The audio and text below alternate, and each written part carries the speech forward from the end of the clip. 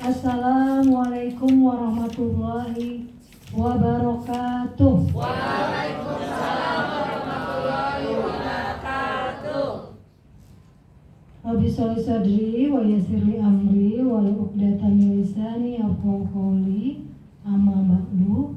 Yang saya hormati Bapak Dewi Rusmi selaku Wakil Sarana dan Prasarana, yang saya hormati Bapak Ibu staf dan bendahara, yang saya cintai dan saya banggakan Bapak Ibu guru semua, Bapak Ibu guru semuanya yang berkenan hadir dalam acara diseminasi budaya positif pada hari ini, hari Rabu tanggal 6 Juni 2024. Sebelum kita mulai, saya akan berpantun dulu. Mohon dijawab dengan cakep ya Bapak Ibu. Nenek-nenek naik sepeda, giginya ompong semua. Mari kita buka presentasi ini dengan baca doa. Semoga acara kita lancar semua. Demi kelancaran acara kita kali ini, mohon kepada Bapak Ibu semuanya berkenan untuk berdoa menurut keyakinannya masing-masing. Berdoa dimulai.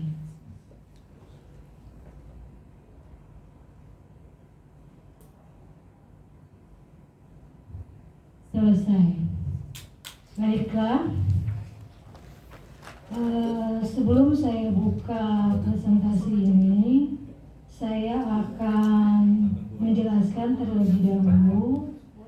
Pada hari ini saya melakukan diseminasi budaya positif berkenaan dengan aksi nyata saya sebagai calon anggota guru penggerak angkatan ke-10. Pada sesi yang pertama, Bapak Ibu sudah mengikuti bersama dengan Ibu Renta Simanjuntak, sama yaitu beliau juga di calon anggota guru penggerak angkatan 10. Begitu juga dengan saya. Saya adalah saya kebagian sesi yang kedua, yaitu dari jam 2 sampai jam 3. Jadi nanti insya Allah aksi nyata ini jika berkenan ya akan berlangsung selama 60 menit ya. Mohon Bapak Ibu nanti bisa fokus mengamati paparan yang akan saya tayangkan berkenaan budaya positif. Nanti insya Allah pada saat sesi yang terakhir sekitar 5 menit atau 10 menit paparan yang saya sampaikan, insya Allah nanti akan ada sesi tanya jawab ya.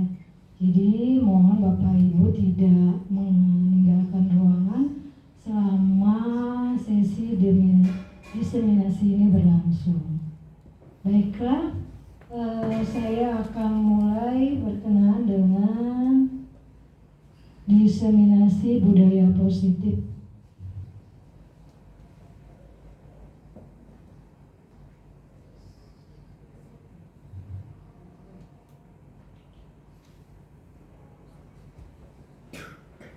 Ini bisa di Bu Renta?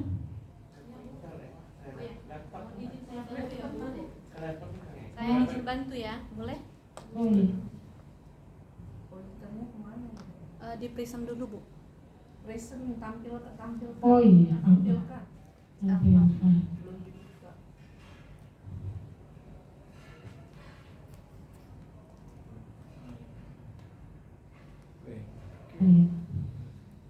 Terima kasih Bapak Ibu ya, berkenaan dengan diseminasi budaya positif. Nah, konsep inti nanti yang akan saya paparkan di sini ada beberapa konsep budaya positif. Yang pertama adalah perubahan paradigma pembelajaran, kemudian disiplin positif, kemudian kebutuhan dasar manusia, kemudian motivasi perilaku manusia, keyakinan kelas, posisi kontrol guru, dan segitiga restitusi.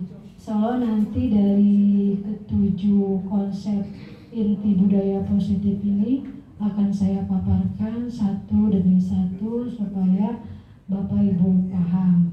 Yang pertama berkaitan dengan yang ini ya,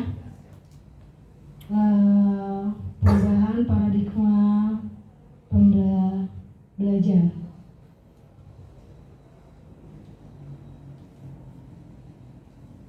Nah, pembelajaran dengan paradigma baru ini itu pembelajaran yang memang dirancang untuk memenuhi kebutuhan murid, ya. Bagaimana pembelajaran yang kita gunakan di dalam kelas harus kita sesuaikan dengan apa yang dibutuhkan murid, apa yang harus kita lakukan di kelas itu harus sesuai dengan karakteristik murid. Ya, kan selama ini kita mengajar di di kelas gitu ya, tidak sesuai dengan apa yang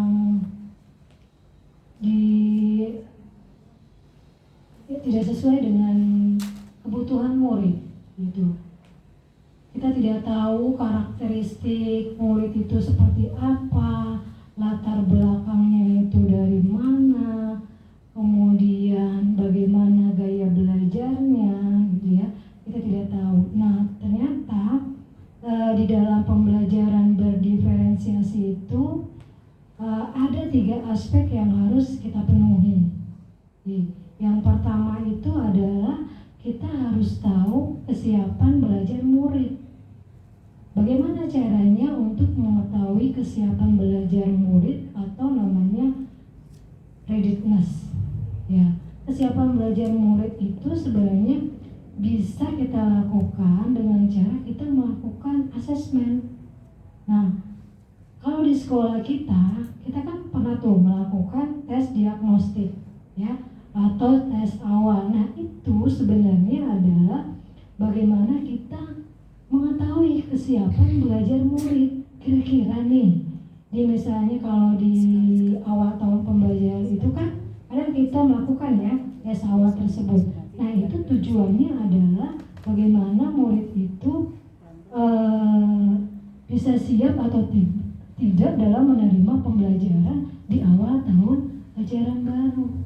Nah sebenarnya nggak sulit-sulit amat dalam melaksanakan tes awal atau tes diagnostik ini. Nah itu tergantung dari gurunya masing-masing. Bisa misalnya kita membuat tes berbentuk esai, atau misalnya tes lisan, atau misalnya tes boleh misalnya pilihan ganda cuma beberapa gitu ya, yang menanyakan tentang kesiapan mereka dalam pembelajaran. Misalnya kalau matematika mungkin kalau kelas 8 kita berikan materi di kelas 7. Jadi bagaimana mereka kira-kira mereka sudah menguasai misalnya pembelajaran di materi yang lalu atau belum ya, sehingga kita bisa tahu nih misalnya ini anak misalnya sudah paham misalnya materi ini, ada yang setengah-setengah atau tidak sama sekali. Nah itu tahunya dari mana? Dari tes awal atau tes diagnostik. Nah tes diagnostik ini terbagi menjadi 2, ya kan?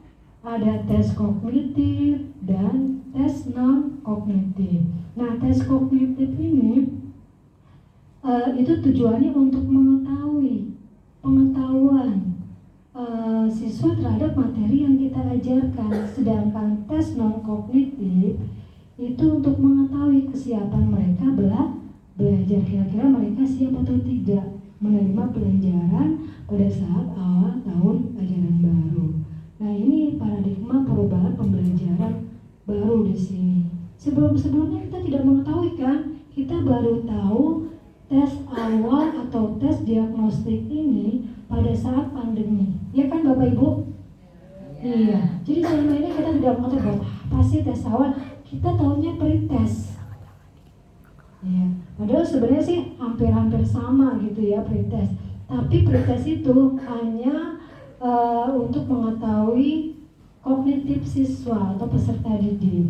Ternyata ada dua, kognitif dan non kognitif, atau disebut juga tes awal kemampuan siswa. Nanti bisa ditanya tuh, bagaimana kamu siap atau tidak belajar gitu ya dengan ibu dalam menghadapi tahun ajaran baru ini. Nah seperti itu.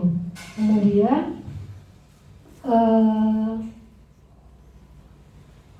di situ ya, di pembelajaran berdiferensiasi itu kan para peserta didik itu diajarkan harus sesuai dengan kebutuhannya.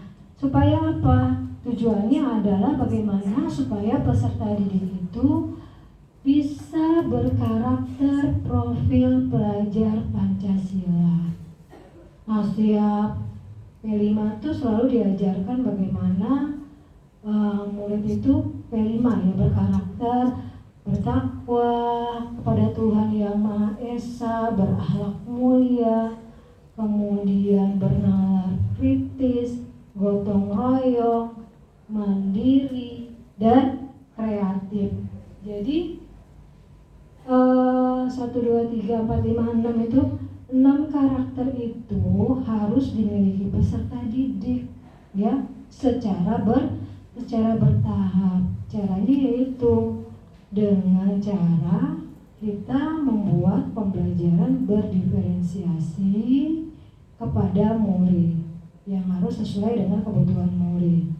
Nah tadi kan yang pertama itu harus memenuhi 3 aspek tadi ya, berdiferensi, kesiapannya. Kemudian kita harus juga mengetahui minat siswa. Minat siswa itu kira-kira dia minat pada apa gitu. Kadang kan minat siswa itu beda-beda ya. Ada yang di pelajaran matematika, ada yang di pelajaran bahasa Indonesia, ada yang di pelajaran bahasa Inggris, macam-macam. Atau mungkin misalnya dia hobi, misalnya matematika dan IPA, hitung-hitungan, misalnya, atau bahasa Indonesia dengan bahasa Inggris, itu minatnya.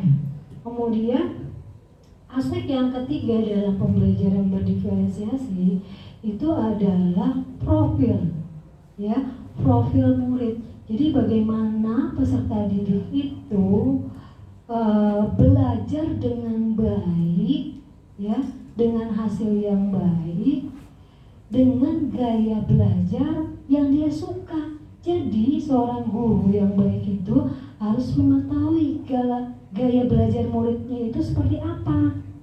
Jangan dipaksakan. Misalnya gini, ada 3 gaya belajar murid. Yang pertama yaitu gaya belajar visual. Artinya seorang murid itu baru bisa memahami materi kalau dia melihat contoh. Ada tayangan, ada PowerPoint, ada PPT, ya, ada contoh seperti saya bahasa Indonesia, misalnya mengajarkan tentang puisi, ada contoh puisi seperti itu visual, ya. Kemudian ada juga gaya belajar auditori.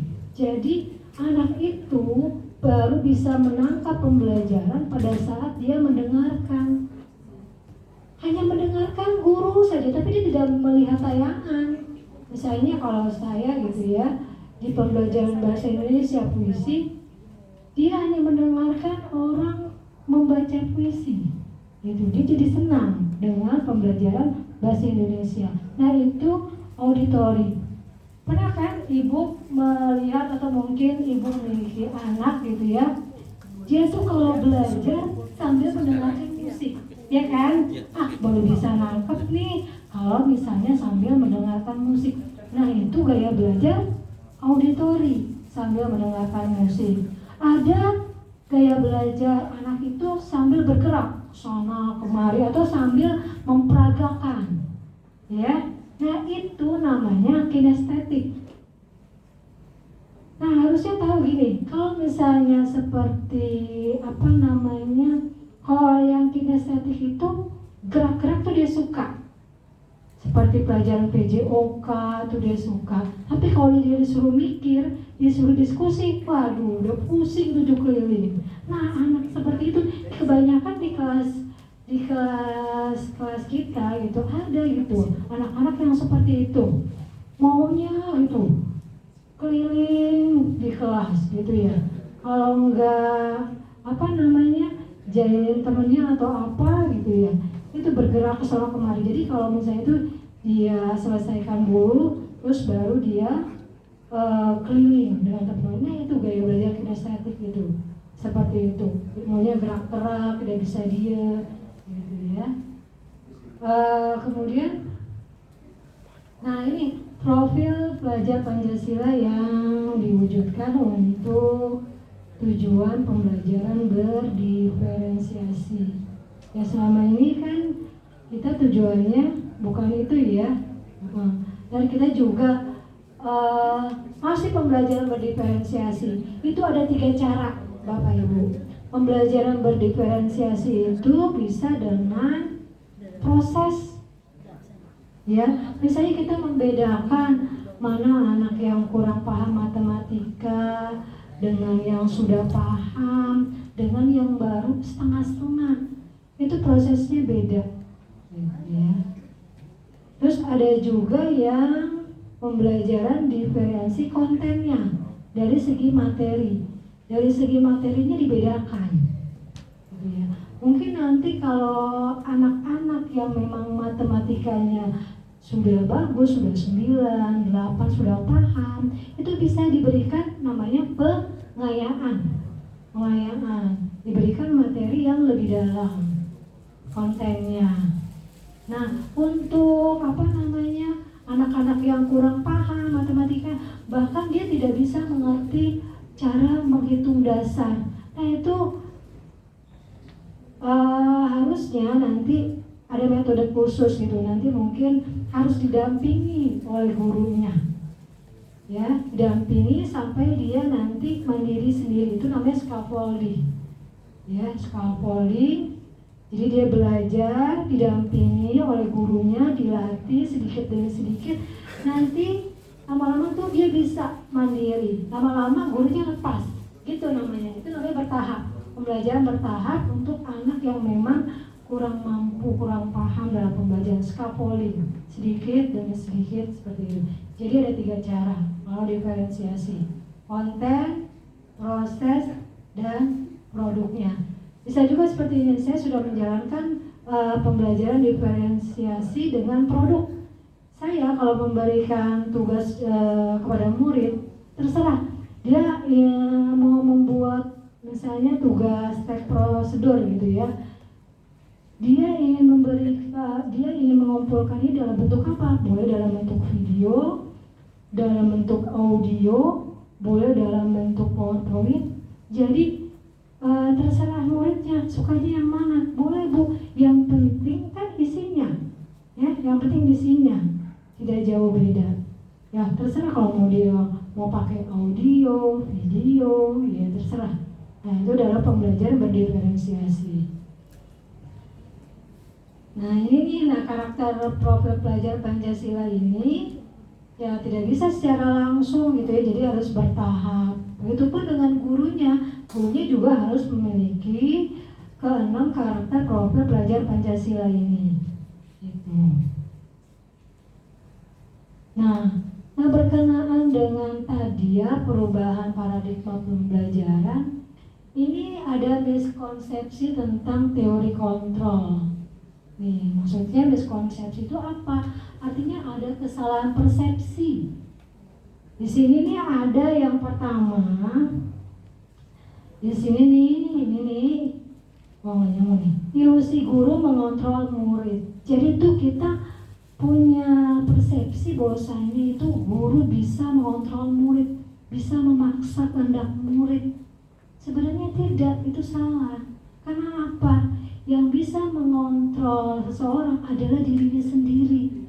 Kalau misalnya gini, kamu sekarang belajar ya, kalau tidak belajar, kamu tidak bakalan sukses. Mungkin pada saat itu dia mengikuti gurunya. Karena apa? Mungkin mungkin bisa jadi dia takut dengan gurunya, akhirnya dia belajar. Padahal sebenarnya tidak bisa. Yang membuat dia belajar itu adalah dirinya sendiri. Karena kontrol diri seseorang itu ada pada dirinya sendiri. Ini ibaratnya seperti kita menggenggam sebongkah emas nih ya, di tangan gitu ya. Kita pegang erat-erat gitu ya. Kemudian tiba-tiba ada orang gitu yang ingin membukanya, yang ingin memaksanya. Tergantung kita ya, mau memberikan emas itu atau tidak. Berarti yang bisa mengontrol diri kita adalah siapa? Bukan orang lain, tapi adalah diri kita sendiri. Jadi yang bisa mengubah karakter atau perilaku diri kita dan diri murid bukan kita, tapi murid itu sendiri. Ya. Jadi nggak bisa misalnya karakter orang itu bisa berubah secara drastis, tidak bisa. Harus dari dirinya sendiri. Terus yang kedua, ilusi bahwa semua penguatan positif, efektif, dan bermanfaat. Kan pernah ya, kalau misalnya ada masalah, nah ceritanya nih misalnya si A datang terlambat. Terus saya panggil misalnya si Puja, kamu kenapa datang terlambat? Sini, duduk di samping ibu. Ya bu, dia cerita panjang lebar mengapa dia datang terlambat. Terus kita berikan penguatan. Kamu besok tidak boleh terlambat lagi. Kalau kamu terlambat, kamu ketinggalan beberapa mata pelajaran. Siapa yang merugi? Kamu sendiri kan? Memang bagus penguatan positif tersebut, tapi tidak efektif. Walaupun sebanyak apapun penguatan positif yang kita lakukan terhadap murid, tetap aja gitu ya. Kalau misalnya murid itu tidak mau berubah, tidak akan berubah. Terus yang ketiga, ilusi bahwa kritik dan membuat rasa bersalah mampu menguatkan karakter. Kan pernah ya, kita misalnya adalah murid kita misalnya tidak mau mengerjakan tugas.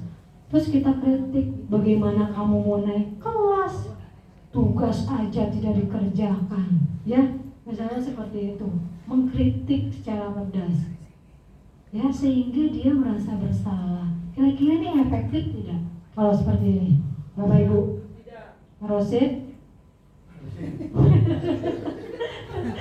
Rosid, efektif tidak? Wah Pak Haji ini bermimpi nih. Tergantung itu ya, Pak Parjo ya, tergantung anaknya, benar. Jadi tadi ya, kritik itu kadang membuat anak itu berpikir kalau anak itu mau berubah, ya Mr. Horman ya. Iya, setuju kan? Kalau dia mau berubah, oh iya besok-besok saya akan mengerjakan tugas. Kalau tidak mengerjakan tugas, saya tidak akan naik kelas, misalnya seperti itu. Tapi ada juga masuk kuping kanan, keluar kuping kiri. Nasihat kita tidak didengar. Iya, besok dilakukan lagi tuh.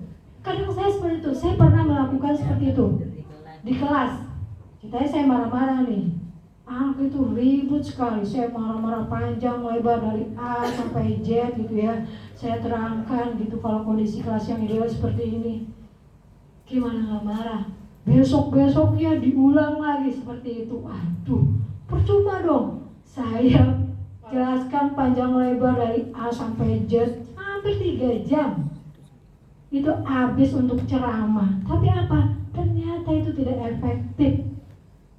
Jadi perubahan itu tidak semudah itu, gitu ya. Langsung dampaknya kelihatan. Jadi harus perlahan-lahan. Walaupun misalnya kita berkali-kali ceramah gitu atau apa, tetap gitu ya. Ternyata seperti itu.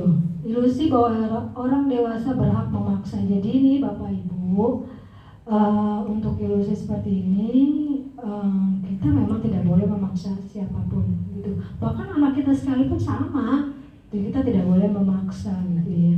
Ini misalnya ini ada anak yang salah tapi tidak mau menceritakan kesalahannya.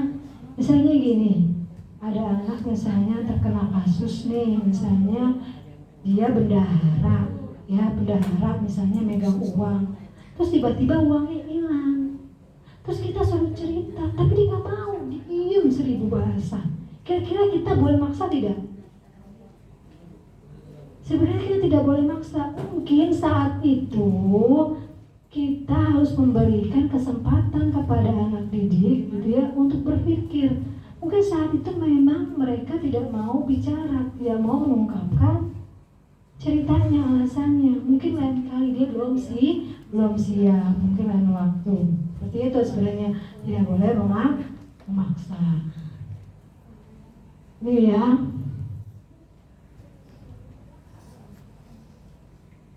Nah ini tadi nih.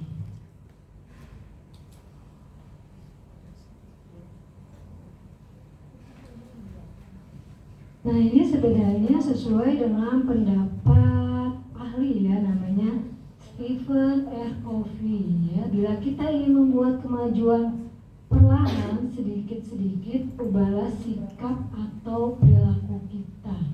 Namun bila kita ingin memperbaiki cara-cara utama kita, maka kita perlu mengubah kerangka ajuan kita.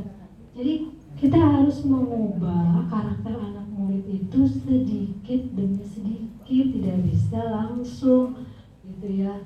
Misalnya seperti karakter kita aja, bisa nggak misalnya berubah dalam jangka waktu misalnya sehari, berubah misalnya 180 derajat atau bagaimana? Tidak bisa, jadi harus bertahap gitu ya. Jadi kita berikan kesempatan kepada murid, tapi memang benar anak itu melakukan kesalahan atau pelanggaran itu pasti punya tujuan. Tujuannya itu kadang yang kita belum tahu, sudah menuduh mereka salah gitu.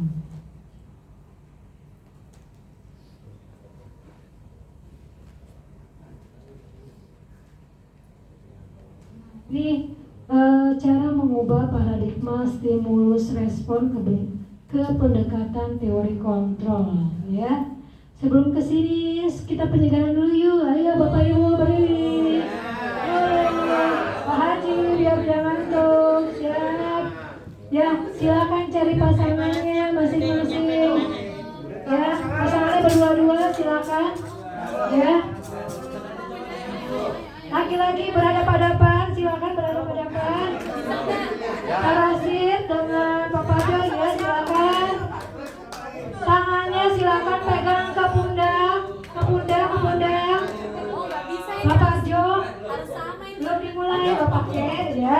Silakan tangannya ke pundak temannya, dua tangannya.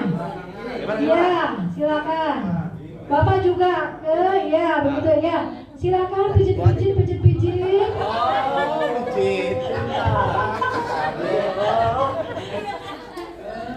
Ya, enak kan? Nah, sekarang balik punggungnya. Ya, silakan pijit lagi. Oke, yang laki sama laki-laki ya, jangan laki sama perempuan. Nah, sekarang balik gantian. Oke, silakan. Ya, biar ini ya tidak ngantuk. Enak kan? Sip. Oke. Nah, ini yang di belakang udah jadi kayak kereta oh iya, siap. Udah seger ya? Sip. Udah tidak ngantuk ya. Nah, kita lanjutkan lagi ya Bapak Ibu. Jadi gini, untuk mengubah paradigma stimulus respon ke pendekatan teori kontrol nih, sebenarnya ada pemahaman yang salah nih.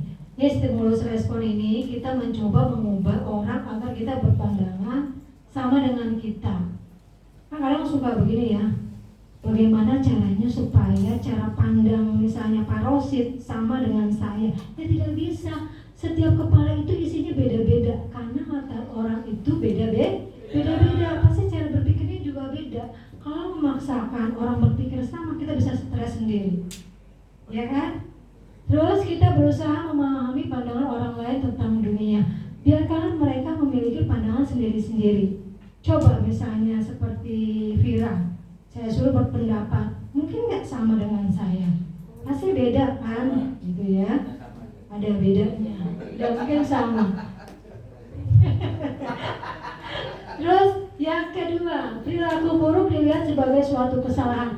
Kita melihat murid itu kalau melanggar itu pasti ini dia berbuat salah terus terlambat terus.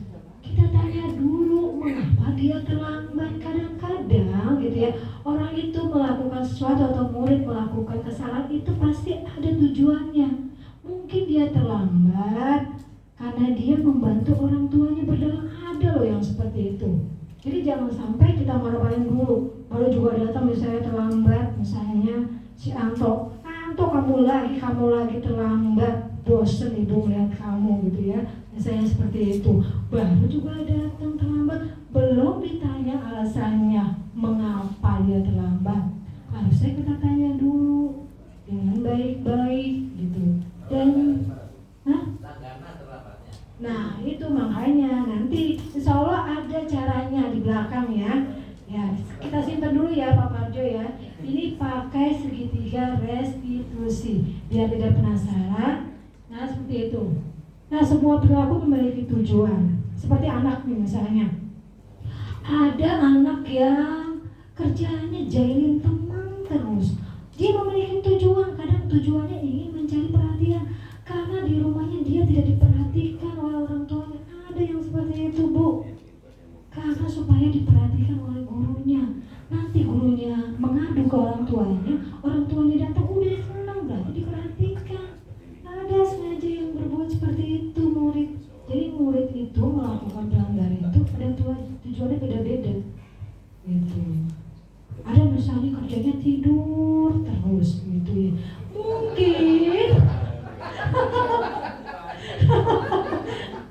Mungkin bosan lah yang itu terus itu yang diajarkan bosan gitu mau keluar misalnya ke kantin atau apa ya. Iya karena cara mengajar kita mungkin yang mungkin membosankan atau apa seperti itu. Jadi dia kerjanya tidur terus. Daripada mendengarkan gurunya membosankan aja dia tidur. Nah seperti itu ya Pak Rosid. Nah terus yang ketiga, orang lain bisa mengontrol saya. Misalnya nih Pak Pade bisa mengontrol saya.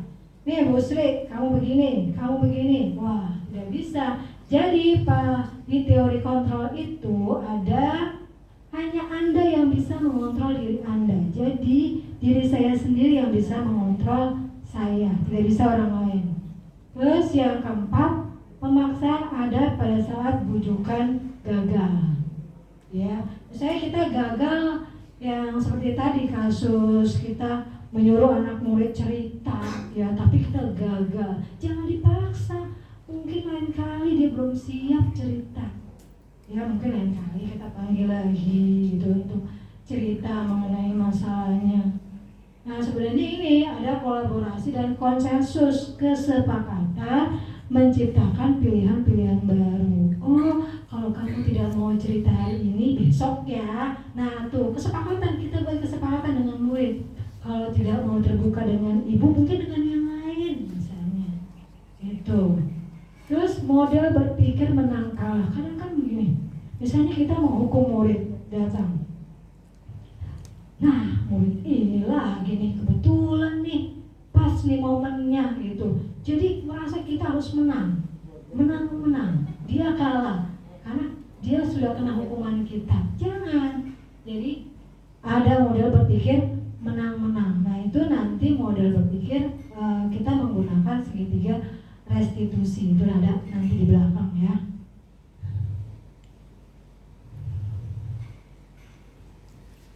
Nah ini tentang disiplin positif. Nih sebenarnya disiplin positif itu apa sih? Momelan. Kira-kira disiplin itu apa artinya?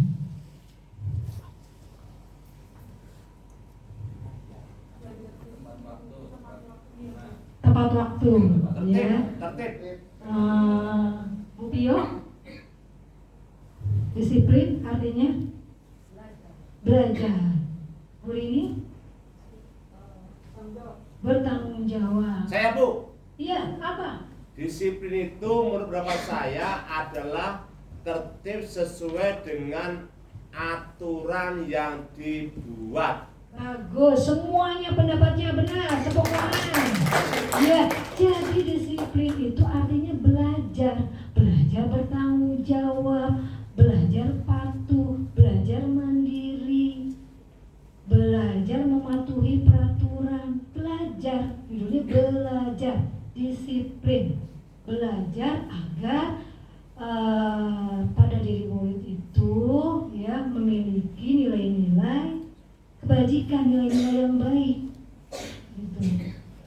Ya, supaya dia berkarakter kuat, mandiri dan bertanggung jawab.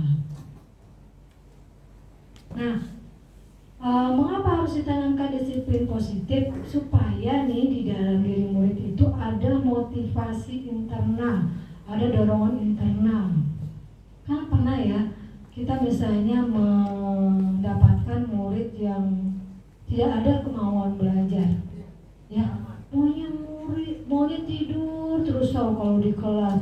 Terus kalau misalnya Rahman, sini melihat ibu, iya bu. Terus nanti nih kalau gurunya meleng tiba-tiba hilang, loh ini kemana gitu ya. Besok nanti kita tidak menemuinya lagi, entah kemana dia.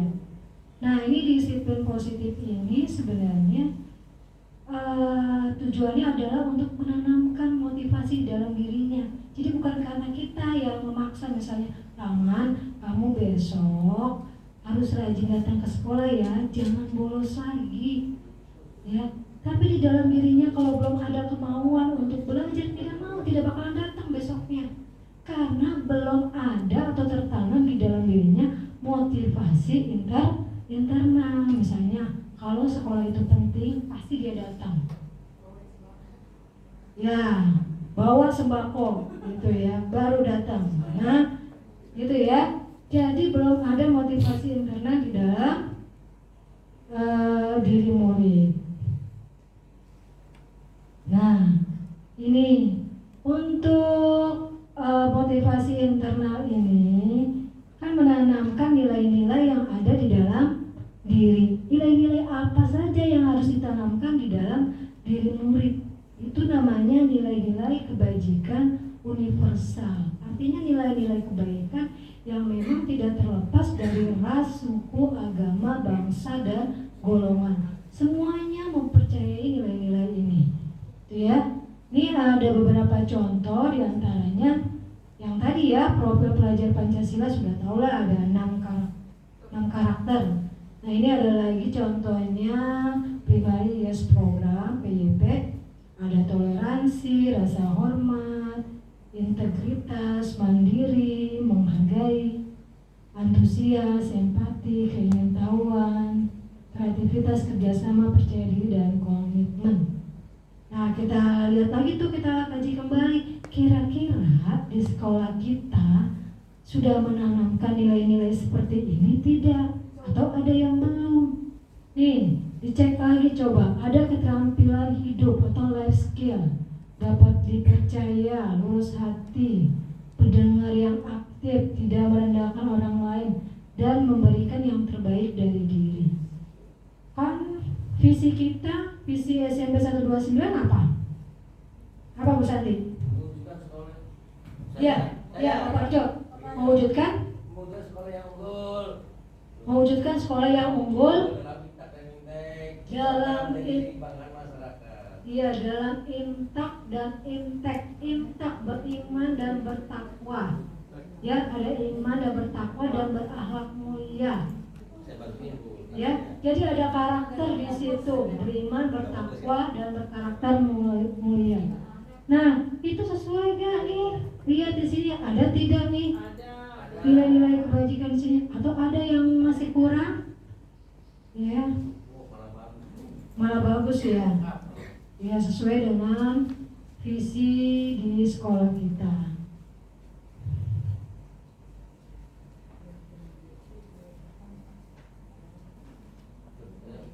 Bisa ya?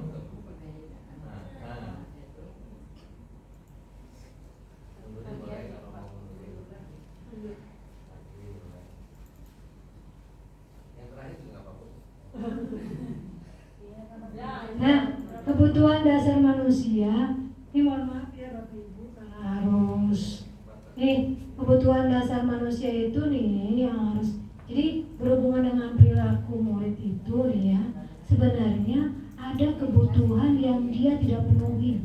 Misalnya ya seperti tadi, ada anak yang dia tidur terus pada saat pembelajaran, ternyata dia tidak dipenuhi kebutuhan dasarnya selaku manusia.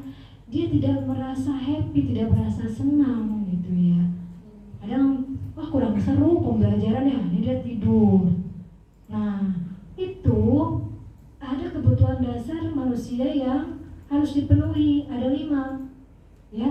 Jadi kebutuhan dasar manusia itu adalah segala sesuatu yang dilakukan untuk mendapatkan apa yang diinginkan. Ada 5 kebutuhan dasar manusia. Nih, yang pertama, bertahan hidup. Ada anak kasusnya begini, tidak pernah dibawain makanan. Dia melihat temannya dibawakan makanan, bekalnya enak lagi. Akhirnya setiap ada temannya yang mau makanan, dia selalu mengganggu. Ternyata pas ditanya, mengapa kamu selalu mengganggu si A yang bawa makanan?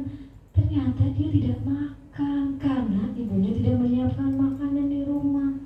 Berarti kebutuhan dasarnya sebagai bertahan hidup tidak dipenuhi. Itu makanya dia melakukan seperti itu, bertahan hidup. Kebutuhan makan, minuman, kemudian tempat tinggal, keamanan, kesehatan. Bahkan ada yang tidak mau sekolah. Pas ditanya begini, mengapa kamu tidak mau sekolah? Habis saya dibully terus. Berarti apa tuh? Kebutuhan apa? Survival juga. Keamanan. Dia tidak dipenuhi. Tidak merasa aman. Jadi buat apa dia sekolah? Akhirnya dia malas datang ke sekolah. Kebutuhan hidupnya tidak terpenuhi. Terus ada juga yang kebutuhan yang kedua, yaitu kasih sayang dan rasa diterima. Kebutuhan kasih sayang ini misalnya anak itu ingin mencari perhatian.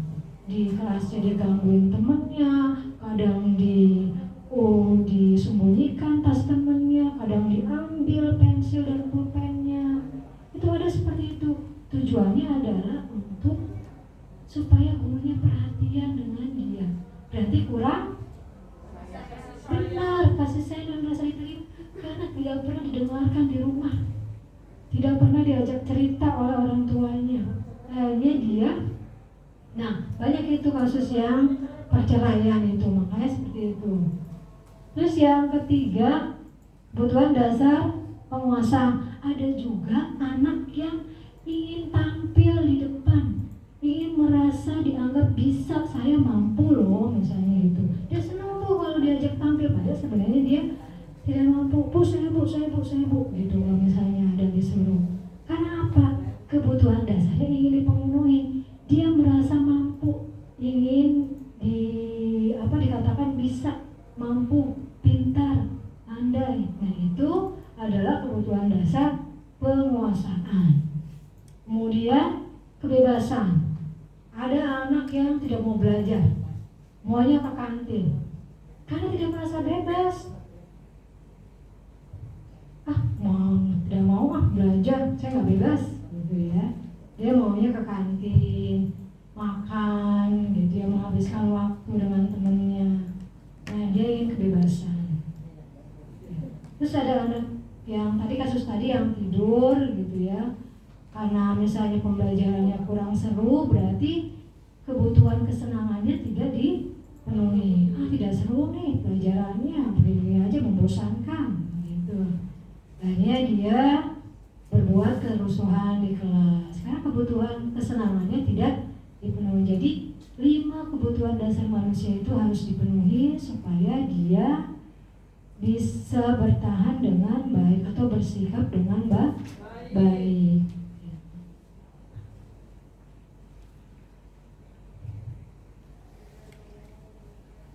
Nah ini tadi ada motivasi eksternal, ada motivasi internal. Nah, berkaitan dengan motivasi perilaku manusia itu ada dua, benar ya. Ada motivasi internal dan motivasi eksternal.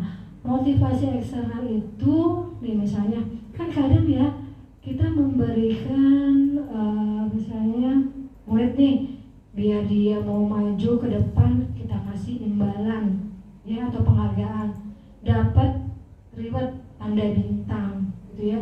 Atau misalnya dikasih apa? Dikasih kue, atau dikasih permen, coklat.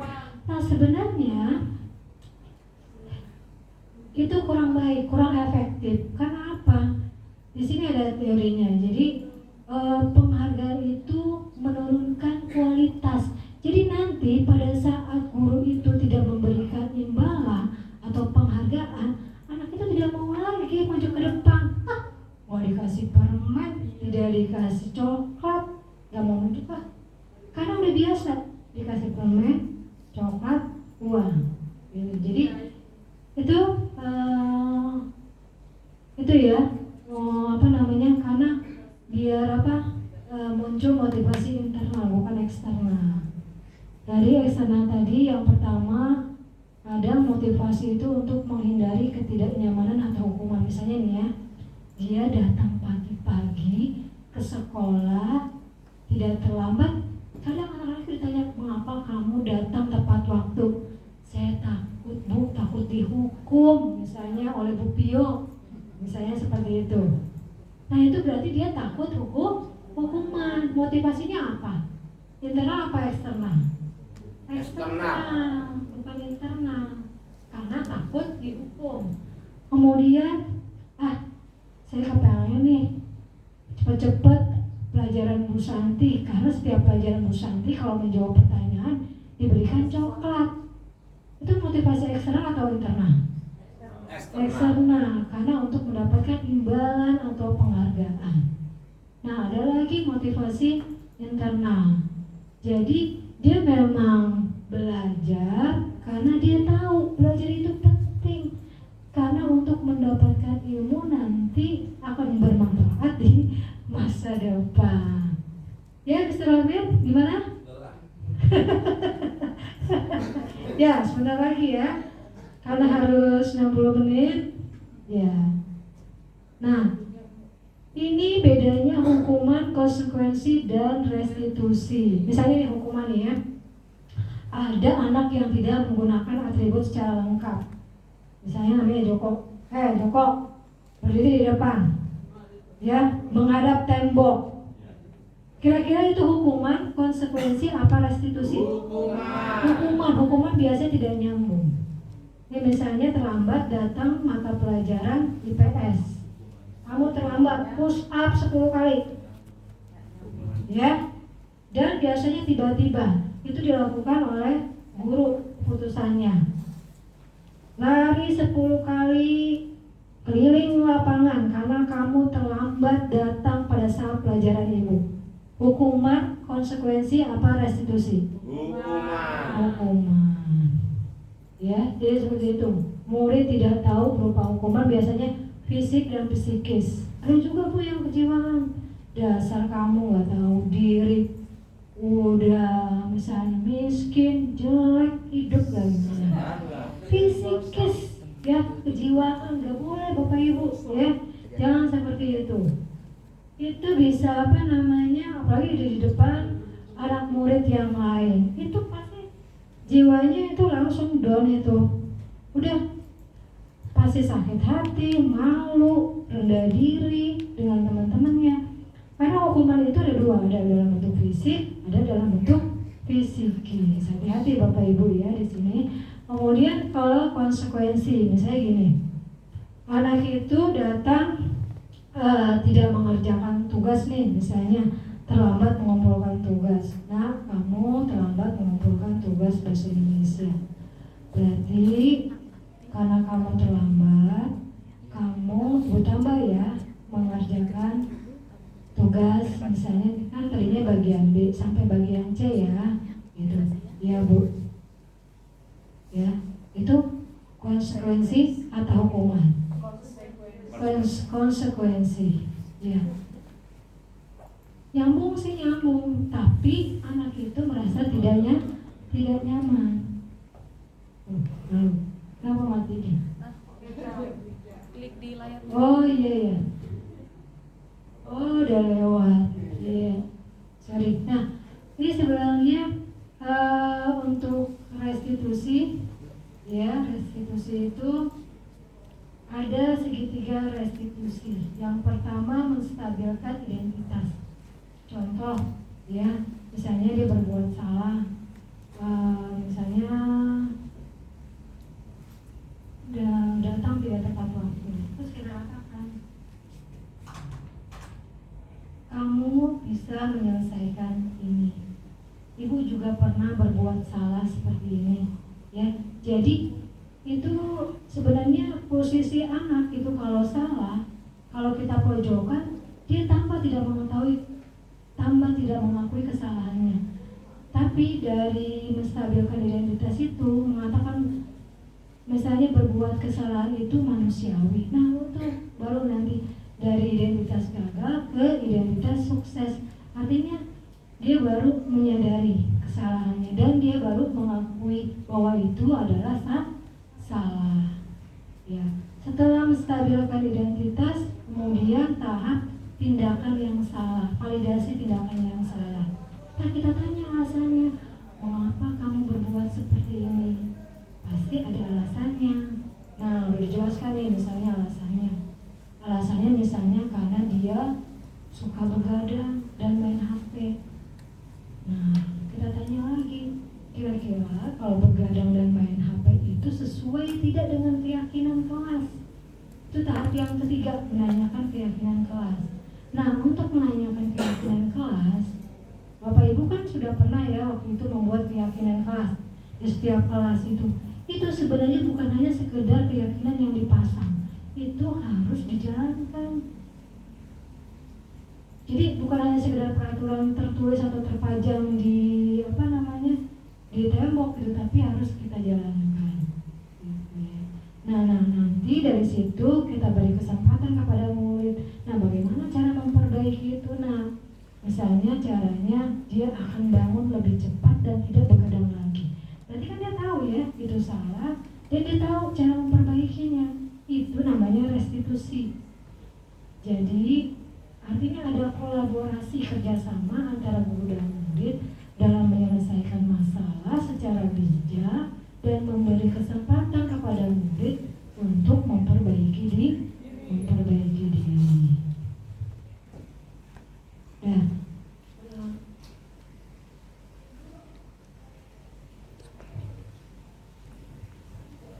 Jadi gitu ya. Nah ini, oh iya, berkenaan dengan tadi ada yang saya belum terangkan mengenai 5 posisi kontrol guru. Ada 5 posisi kontrol guru. Yang pertama, dia menghukum, penghukum namanya. Misalnya seperti ini, kalau dia tidak mengerjakan tugas, berdiri di depan kelas, menghadap tembok. Nah, itu namanya penghukum. Itu posisi kontrol guru seorang penghukum. Biasanya nanti membuat anak itu sakit hati, malu, dan berdampak psikis untuk jangka panjang. Bahaya Bu, jangka panjang. Jadi pasti dia itu akan direkam tuh kejadian-kejadian yang menyakitkan itu sampai nanti seumur hidup tuh. Kenangan-kenangan itu. Ya saya juga punya kenangan pahit yang lain punya gitu ya. Itu masih terekam di sini Bu. Sampai saat ini tidak bisa dihilangkan gitu. Ya. Terus itu kalau posisi penghukum. Kalau yang kedua posisi sebagai teman. Ya pembuat merasa bersalah dulu. Pembuat merasa bersalah. Misalnya gini, kamu buat malu ibu, kamu kan anak OSIS, mengapa kamu berbuat masalah terus? Harusnya kamu bisa dong mencontohkan perilaku yang baik. Berbicara seperti itu di depan anak-anak kan membuat dia malu, ya kan? Membuat dia merasa bersalah, membuat dia rendah diri. Nah itu namanya posisi kontrol penghukum.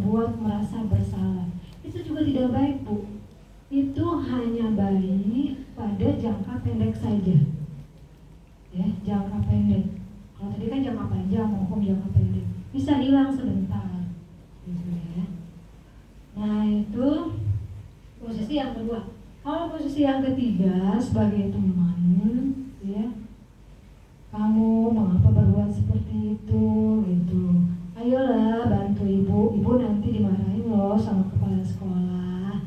Gitu. Ibu nanti yang ditegur nih sama kepala sekolah. Ngomongnya baik-baik dengan murid, dengan senyum-senyum. Nah itu posisi sebagai teman. Tapi itu juga tidak efektif. Karena apa? Nanti dia hanya berlaku baik kepada guru tersebut aja, kepada guru yang lain tidak. Karena apa? Dia tidak menganggapnya sebagai teman. Guru itu aja yang enak, karena udah enak sebagai teman. Sebagai CS, ini CS saya nih bu, gitu. Ibu CS saya, gitu ya. Terus sebagai teman itu kurang baik juga, kurang efektif. Nah yang keempat sebagai pemantau. Ini lain lagi. Diingatkan selalu gini, kamu salah, kamu tahu konsekuensinya apa, peraturannya apa. Kalau kamu berbuat salah, jadi diingatkan apa peraturannya, apa konsekuensinya. Itu namanya pemantau.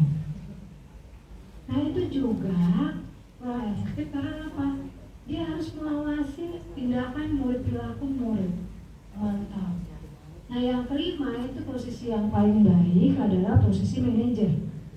Ya, posisi manajer itu adalah posisi di mana guru dan murid berkolaborasi, ya, untuk memberi kesempatan kepada murid menyadari kesalahannya dan menyadari kesalahannya tanpa ada paksaan, ya, tapi karena ada dorongan atau motivasi internal, dan memberi kesempatan kepada anak murid untuk memperbaikinya secara positif atau secara sukarela gitu. Nah dengan segitiga restitusi caranya yang tadi, yang menstabilkan identitas, validasi tindakan yang salah, dan menanyakan keyakinan kelas. Ya, mungkin hanya itulah yang dapat saya sampaikan pada hari ini. Sebelum saya tutup, kira-kira ada yang mau bertanya? Sampai di sini?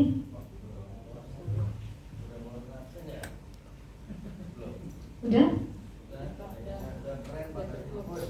Satu, ya. Ada yang mau bertanya? Silakan. Sebelum ditutup. Tanya Bu. Oh iya tuh yang nanya kan. Baik, terima kasih Iya. Bu atas paparan Ibu yang baru saja kita dengarkan bersama-sama. Yang pertama sopan hebat, bagus, sudah lengkap, jelas gitu kan, dengan suara yang lantang, kemudian teknis penyampaiannya sudah bagus juga. Karena diselingi dengan adanya speakingnya dulu tadi supaya tidak bosan, sehingga peserta itu merasa yang nggak jenuh dengan paparan yang Ibu sampaikan.